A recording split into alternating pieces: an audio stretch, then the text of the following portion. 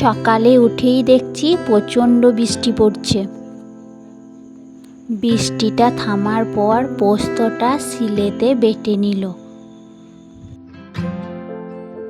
ডিমগুলো সেদ্ধ করার জন্য চুলোতে চাপিয়ে দিল।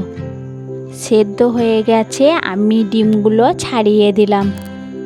নমস্কার, আপনারা সবাই কেমন আছেন? আজকে নতুন ব্লগে স্বাগতম।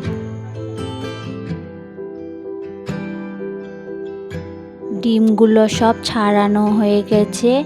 মা এবারে হলুদ আর নুন মাখিয়ে ডিমটা ভেজে নেবে। ঝিঙে দিয়ে আলুটা নেড়ে নিচ্ছে, সেদ্ধ হয়ে গেলে পোস্তটা ঢেলে দেবে। ডিমটা ভাজা হয়ে গেছে, তুলে নিচ্ছে।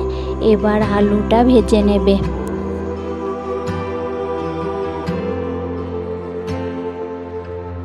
তেলেতে আদা রসুনটা ঢেলে দিল, মশলা দিয়ে নাড়াচাড়া করে নিল।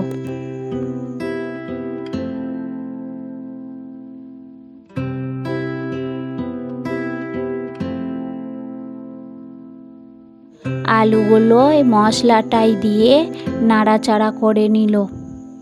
ঝিঙে দিয়ে আলুটা সেদ্ধ হয়ে গেছে, পোস্তটা ঢেলে নাড়াচাড়া করে নিল।